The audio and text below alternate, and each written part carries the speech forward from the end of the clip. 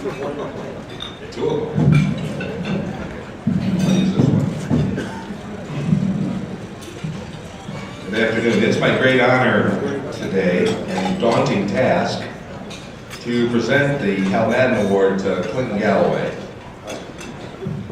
As most of you know, Hal Madden was a founding member of the Michigan Mental Health System, as well as the Michigan Association of Community Mental Health Boards.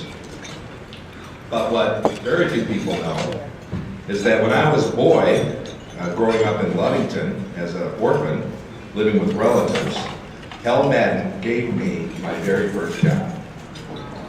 And he was the assistant superintendent of schools, and he found a way every year to hire 6 high school students to work for the Ludington school system, 10 hours during the year, 20 hours during the summertime.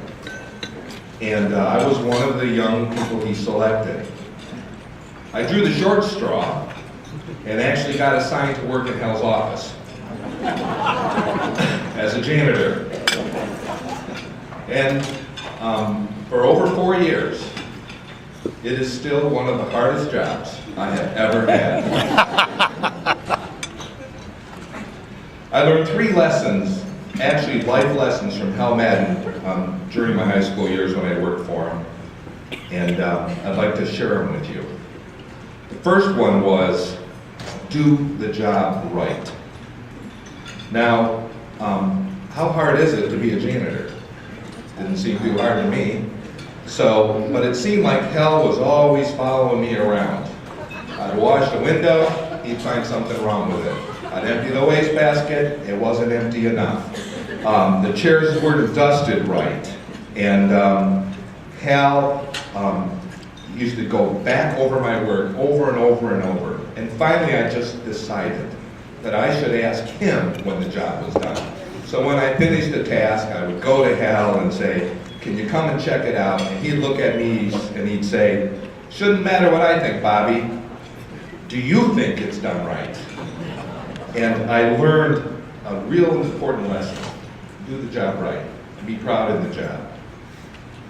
The second lesson Hal taught me in this was to use your power to help others. Here was the assistant superintendent of schools finding 6 people, young people who needed work. Now I knew the assistant principals in most of my schools. I didn't know the assistant superintendent. And over the time of my growing up, that made all the difference to me. And the third life lesson that Hal Madden taught me was never to work for Hal Madden again. Then I met Clint Galloway. Now, many of you know Clint. He's the editor and publisher of Connections, which is on maybe a dozen issues now. Clint has, I've known Clint for about 18 years. He's been on the Iowa Mental Health Board for 25 years. He's worked in the association for many years and has served on the Member Services Committee, and I could go on and on and on about Clint. But I don't know anyone who so exemplifies, to me, Hal Madden and Clint Galloway. Same basic lessons. Clint has a strong belief in doing it right. If you know Clint, you know that good enough is not enough. Some of us have had the privilege of visiting his home, which is an extraordinary place, completely hand-built by Clint, rocks to tiles to wood. He even has in his house a cabinet he built from his grandfather's barn, some of the lumber from his grandfather's barn, including the hinges themselves made out of wood. And he is an extraordinary craftsman, and he's never satisfied with it. For Clint, good enough is not enough.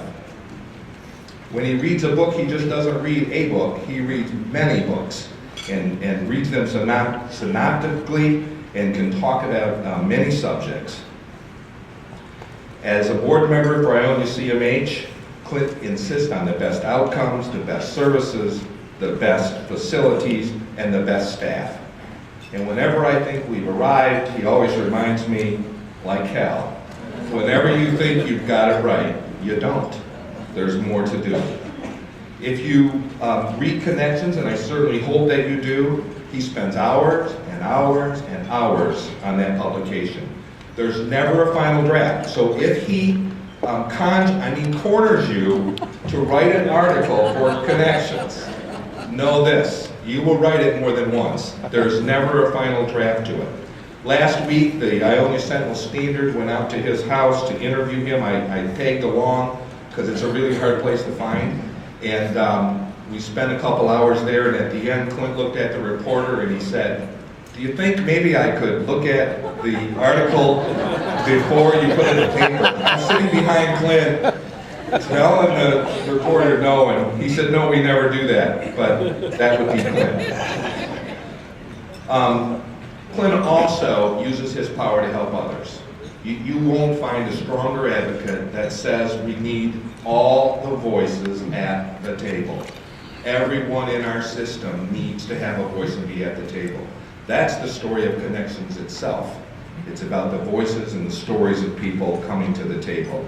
When we talked about hiring peer support specialists at our board, the debate was, and Clint was the champion of it, we don't want to hire peers to come to work here at 10 hours a week and treat this in a ancillary fashion. These people, when we hire them, should come to work like everyone else, full-time with benefits. And so the board committed 5 positions for peer support, full-time with benefits. And Clint was a leading advocate to make that happen. He's had a number of opportunities to advance in leadership at the association. He's declined many of them. He's been nominated for this award twice before and declined the nomination both times. He believes that his strength is really in the written word, and that by writing stories and telling stories, that's where his power really is, and that's how he should use his power. I have never left a meeting with Clint without wanting to be a better advocate for consumers, without wanting to be a better leader in the community, or quite simply without wanting to be a better person. These are the things Connections call us all to be. When I graduated from high school, Hal Madden came to my house and gave me a graduation gift. He didn't do that for a lot of people. You're not graduating, Clint, but we would like to present you with the Hal Madden Award.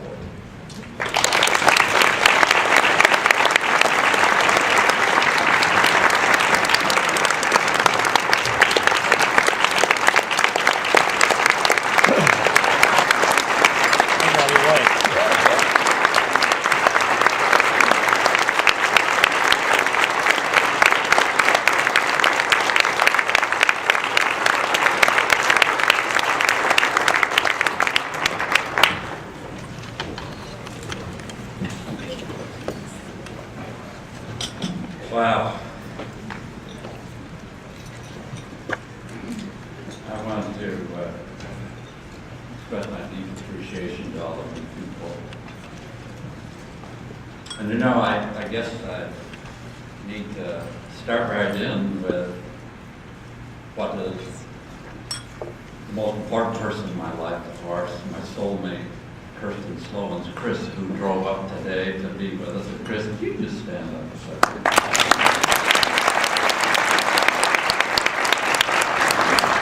And also, that's a very moving tribute. Over these years, I can say that Bob has indeed become a soul brother.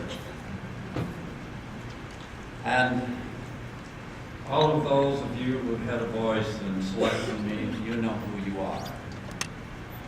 I appreciate it. This is from the Ionia board. They sent somebody out to get a rose from me this morning. I don't know if I was supposed to be performing a service here or something. But anyway, thank you.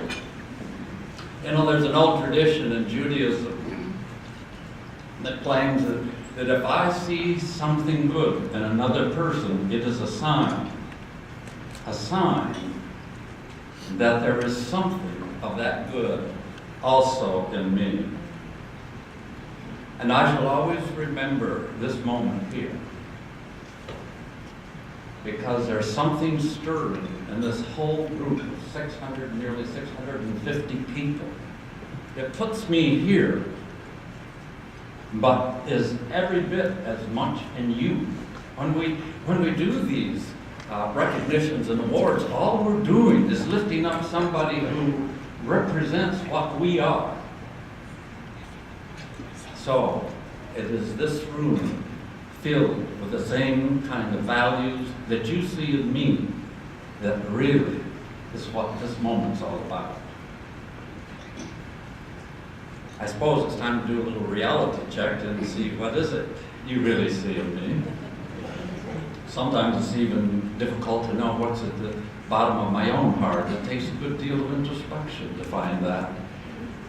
And I've learned to do that every day. But what is it that we're affirming and celebrating? And I'd like to boil it down to two. And I call them orienting generalizations or orienting principles. They're orienting guides that help us go where we need to go. The first orienting principle in my life is that we need to know why we are here, and it is really about the individuals in our communities receiving the kind of care that they need to be whole. I'll put it even more appropriately. We need to be receiving the care for ourselves in our communities, because we all need care. We must never take our eye off that within us that needs healing. And it is this that must drive the change and shape the future of our work. We must, and we only will be, welded together by the moral imperatives of justice and compassion and truthfulness. That's what really welds us together. And if we wonder if we're becoming disconnected, we need to look inside and say, really, what are we? Are we walking the talk? What are we really concerned about? Are we thinking about what we take to the bank or what we put in the soul? As long as those kinds of moral imperatives are guiding us and orienting us, we will and are a formidable power for wellness in our communities throughout the state. We are a very formidable power, as long as that remains the orient. How do we know what we need to do for the people? I think the best way is to tell the stories, to hear the stories, to listen to the stories of the people who need the services. There is another old story that comes out of the Hasidic movement in Judaism. The Hasidic movement was a movement that has been going on for several centuries, and it's the most popular movement within Judaism because it affirms the value of the unlettered in Judaism, not just the elite. And it's the story of Baal Shem Tov, master of goodness, it means in Hebrew. And when he was the head of his people, when they were facing times of difficulty, he would go to a special place in the woods, and he would light a fire. And he'd lift up the stories of his people who were having problems, and then he'd return. And lo and behold, the difficulties were being addressed. And they were being relieved of the kinds of things that were disturbing them. Well, a generation passed, a whole new set of rabbis were there, and the people again faced times of difficulty, and so they too would go in that special place in the woods. They didn't remember how to light the fire, but they did know what the stories were of the people, and they told them. And when they went back home, lo and behold, their problems were being addressed. A third generation of rabbis comes, and their people again face times of turmoil, challenge, change, trouble. The rabbis couldn't remember where that place was in the forest, couldn't remember how to light the fire, but they did know how to tell the stories of the people. And the problems were addressed, and their suffering was relieved.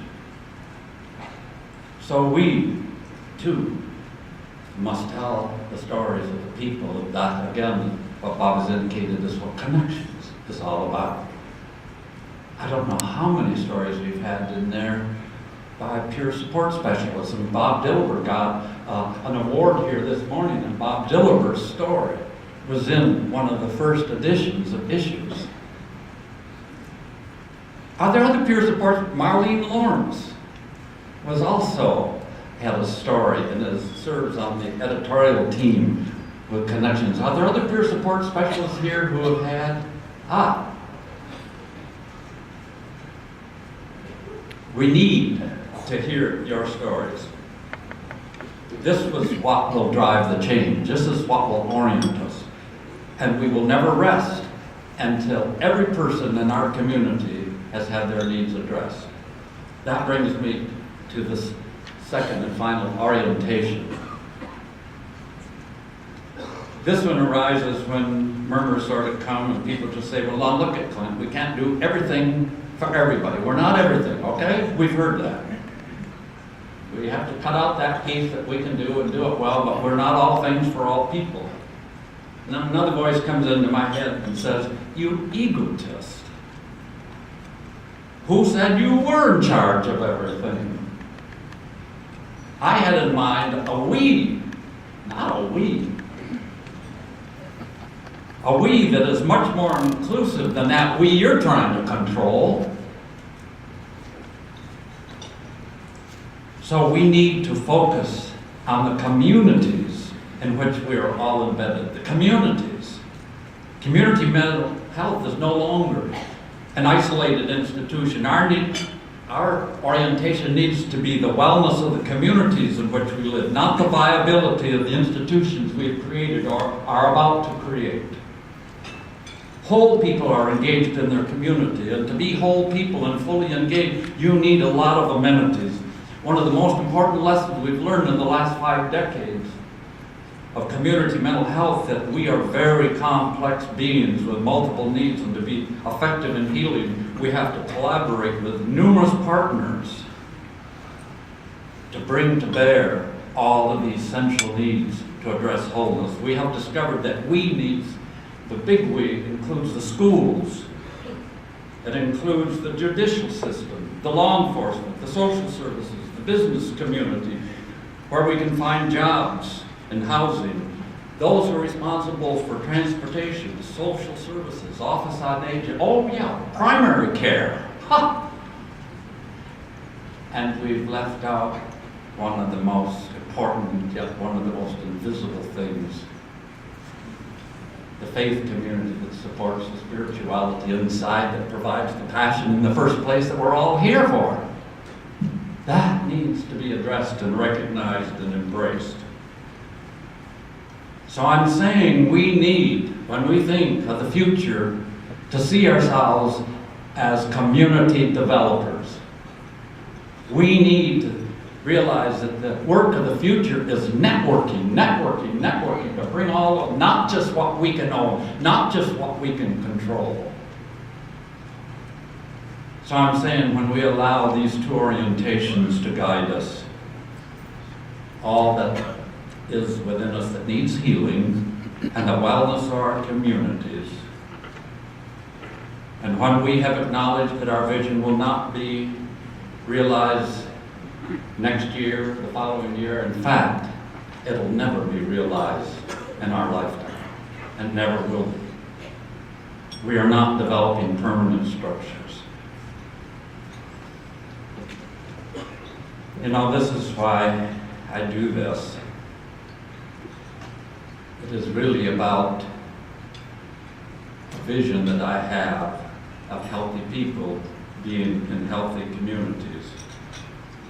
And I believe that if we all continue following those 2 orientations, those deeply felt orienting voices, we may not accomplish it in our lifetime, but boy, our lifetime will be a great adventure. So, let's get on with it.